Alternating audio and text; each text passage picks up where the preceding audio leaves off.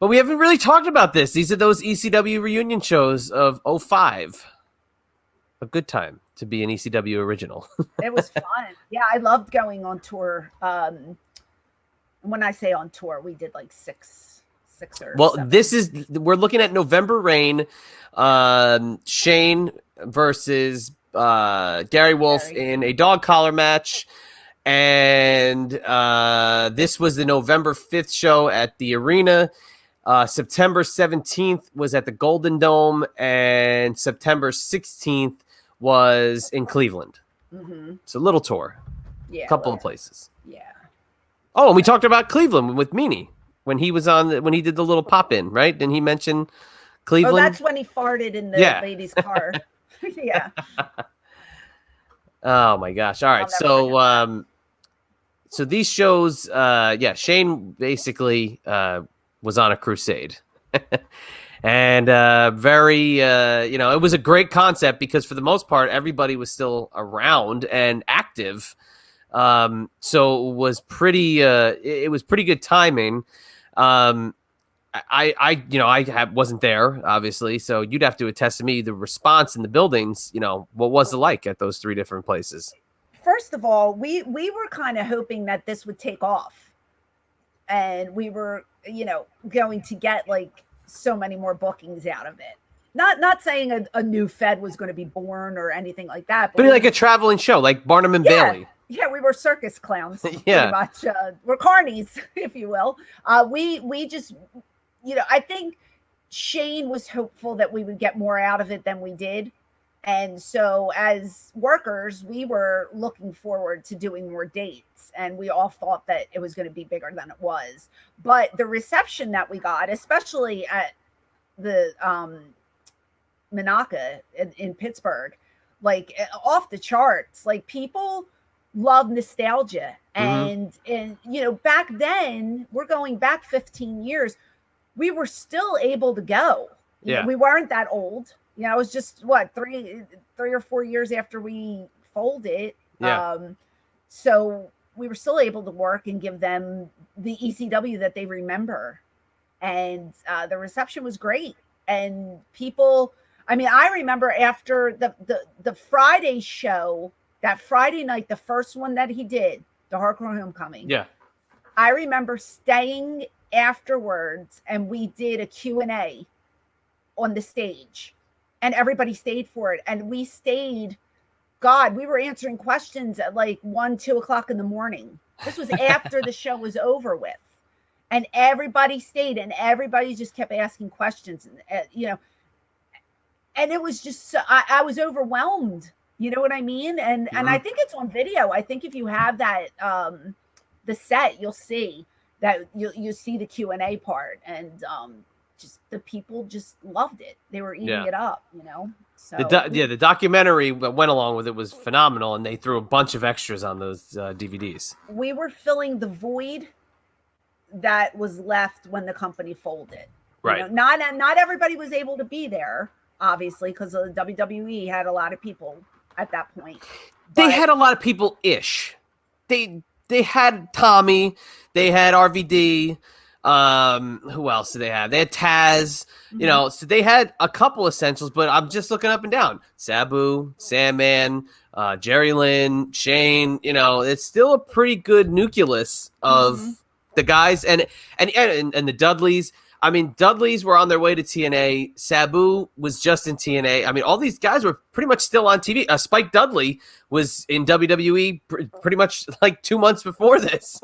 So everybody was still active and on the go. Yeah, that's what I said. We were still young. We were still young enough and in our prime, so to speak, that we could still go. So, people wanted more ECW, and we were able to give it to them. So I'll just run down the card for you. So it was November 5th, 2005 at the ECW Arena. The opening match, the Blue Meanie defeats Danny Doring. Balls Mahoney defeats John Cronus.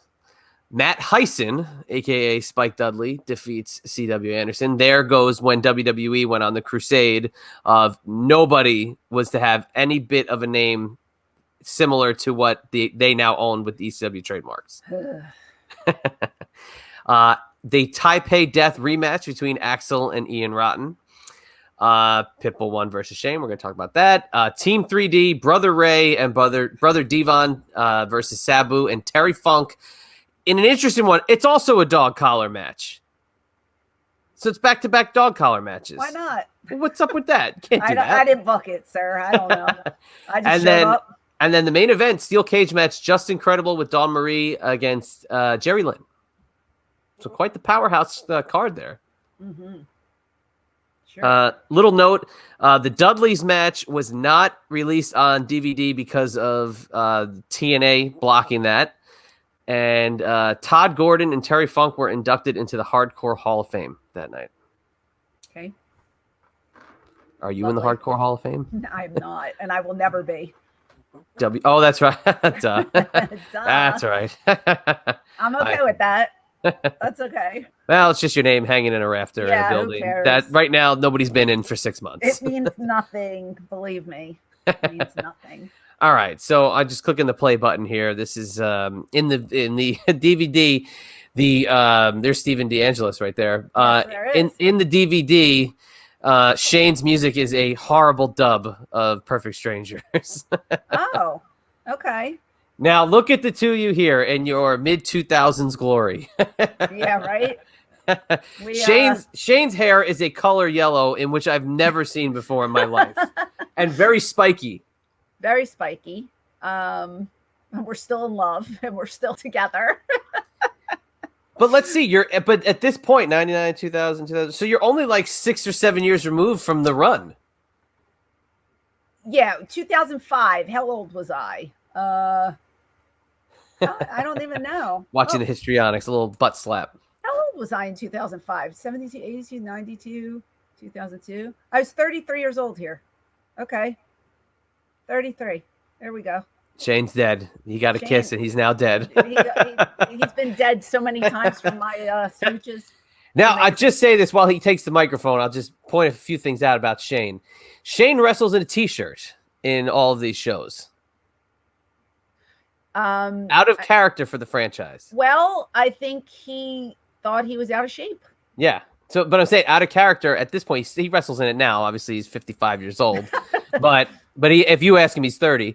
But he's noticeably not as tan, and he's wrestling in a t-shirt. So now, to us, we look at him. He's still Shane Douglas. Do you think anybody in the crowd kind of took that as these guys are getting old? Yeah, I do, but I still think that they ate it up. It didn't matter.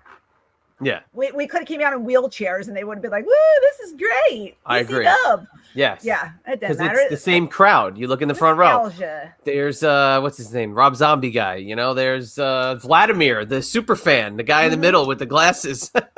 Yeah, Mike Johnson should Mike Johnson's right there. There's Ringside Charlie's right there. So right. it's the regulars. Yep. Yeah, they're there. Hammond for the camera as usual. Yeah. You know, it's the same group, and Eric Gargiulo's doing a commentary, and it's pretty much nostalgia. It's that same grouping. Yeah, it's just fun. This is just fun. You know, people, like I said, we filled the void. They wanted to see us still. They disliked the product that was on television at the time, which it carries over. Funny enough, it still carries over until today, if you ask a lot of people. Yeah. And we were just there to make them happy and bring a sense of the old days back, you know, and they loved it. Absolutely loved it. Now, the company that put this out was Big Vision Entertainment, and that was Kevin Kleinrock, and that was basically, had there been the Billy Corgan to jump in at this time, you guys would have been a traveling entity because there was that void. Look, the WWE ECW was brought back so Vince McMahon could silence the chants. Right. Because the chants in 2005 were going on big time. So now here they just kind of review the story in the Forever Hardcore documentary. I look at Gary Wolfe here too. He's looks the same. He does. He looks great. Yeah. It's funny because I remember being at these shows and we would say things like, well, we can't say those three letters, but you can. And then they would all start chanting EC-Dub, you know? So, yeah, it's just a lot of fun.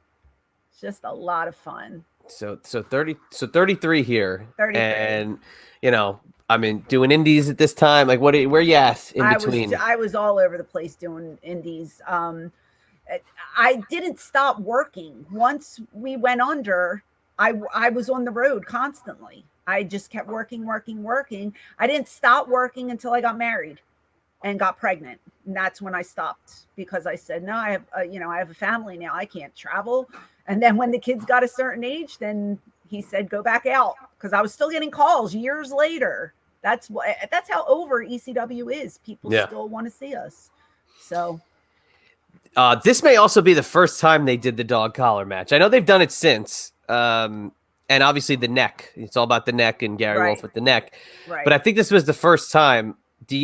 As even on the outside, Gary Wolfe and his neck, a dog collar match. You've worn the collar.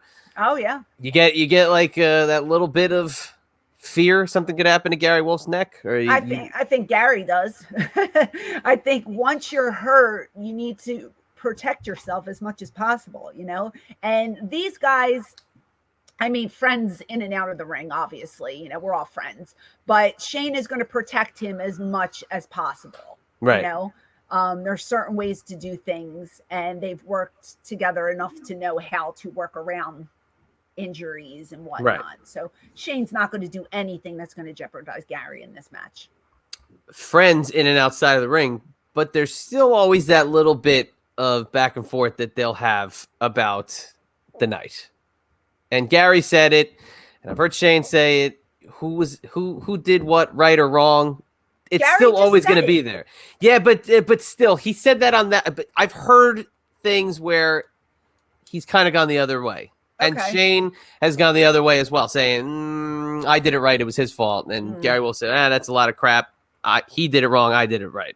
Okay. But then Gary said, I tripped on the belt or whatever. Yeah.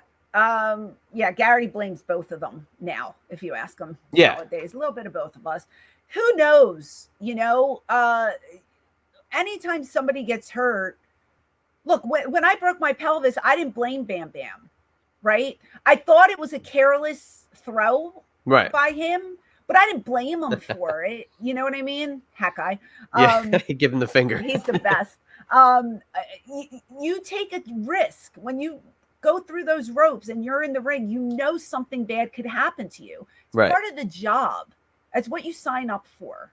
So, if you got through your career without any injuries, then you were blessed. But in ECW, things are going to happen. And unfortunately for Gary, he broke his neck, you know, and it sucks.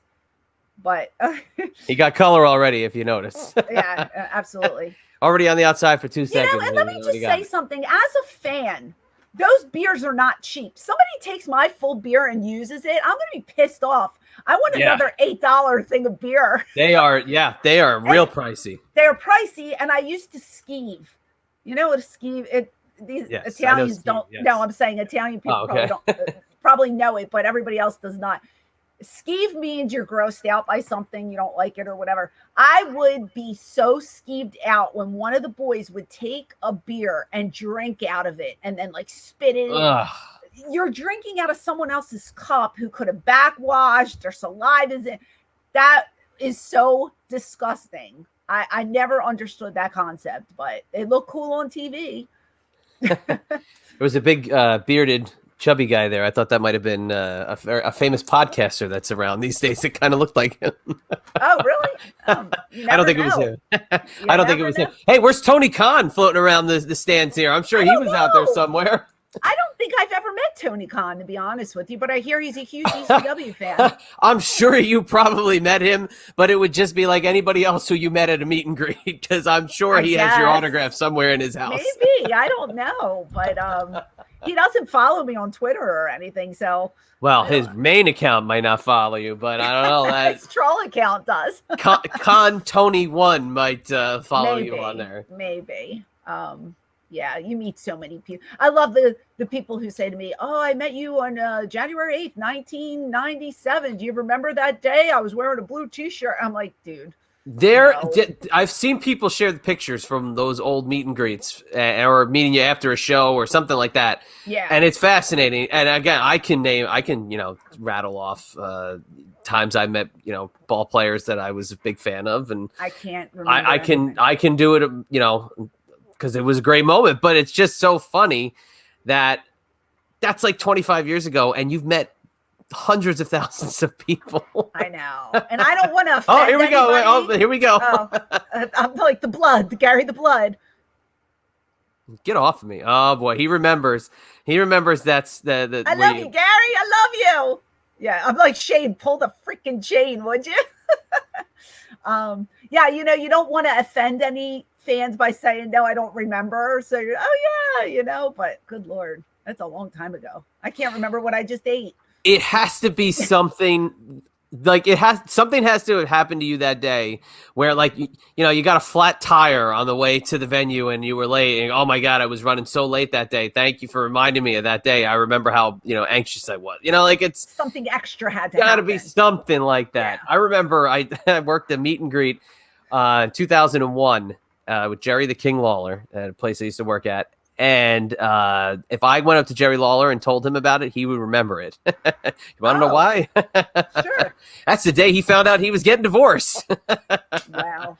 The cat filed for divorce. Yikes. And he got the phone call while he was at the meet and greet and apparently was in tears on the way out of the building. Oh, poor Jerry. Yeah. Poor well, he Jerry. would, he's been down that road a couple of times. Yeah. So he moved on. Yes, he did. Also, so it's the New Ambla Arena at this point. It's not the ECW Arena. The what? The new Alhambra Arena. You said the New Ambla. No, I said the new Alhambra. Alhambra. I'm trying to say it funny it's to be. The Alhambra. Yeah, no, the new umbrella. Oh my God. Yeah. So here's the thing about it. It's still basically the ECW Arena, just with a different name. Yeah. It cleaned up a little bit. I mean, now you wouldn't even know the place. I haven't been in it for years and years, and I hear it's beautiful now. But back then, it was still the shits. It is still a very it's a cavernous room, but now it's open and it connects to a bar and it connects to like a waiting area, like a big open waiting area, and it is not this small box of a room. Okay, that this is. It seats more people then. Oh yeah, no, it seats more people. That's it's what we open. needed back then, man. If we had that back then. Tommy does the meet and greets for House of Hardcore in like this foyer almost that's off to the side. When you come through the main doors, there's I'm telling you, there's a bar, and then there's this whole open area where like Feinstein will set up, and then there'll be all the different tables. And here we go, coming in the ring. The hard way. Yeah, this spot was so uncalled for. I was like, really, guys? Do we need to do this? Yes, we do. Watch this. Oh, hey now. Yeah, hi. So stupid, Gary Wolfe. Hey, You're just such a pervert, Gary Wolfe. Concealing perfectly, of course. Yeah. Well, I made a executive move to cover up the nips just in case. Oh, you did? Okay. Of course. Get the hell out of here. Well, this is my first rodeo. Hello. Yeah, I love it. You pulled the skirt to cover up. I was like, wait a minute, what is going on? And then I said, oh, my hoo-ha's out. I got to cover that. Okay, let me get the hell out of here. Oh, and any chants going on during this? Probably. Oh, a belly to belly. Is that it? I hope so. Let's see. Cover. No, it's count. Not. Oh, and he just it's not. a hair. Yeah. I'm just like the franchise. I can't believe he kicked out of a belly to belly. What do you mean? Because I mean, that table is just sitting there, just hanging out. It's not. Yeah, no, it's not over yet. Come on. That's what's called a false finish, America. We got several of them, and they still have the stupid chains around their neck. And you're holding your neck because your neck is all verklempt. Gary just choked me out, so hurt my boobs. Here we go. Here we go. No, we don't want to do that again. See, let's reverse that. Yep. There we go. Are we going to do the table spot? Hey, there's the table. Yes. Let's see. 1, 2. I'll cover his head. And there's 3. He covered his head. The pin was on his face. Come on. That's it. Gary Wolfe is the victor. He got his revenge all these years later. That's the big revenge spot right there. And who's the first person standing up? A guy in a triple threat shirt. There you go. Here's the replay. Gary. Look at this. Nice. Boom. Whee! Belly to back suplex. I like to say, wee. There we go. Modified German Tazplex. If you will. Oh, there we go. Let's just hug it out. Where's your hug? I don't get one. All Gary, these years. You just showed everybody my boobs, you prick. I'm not hugging you.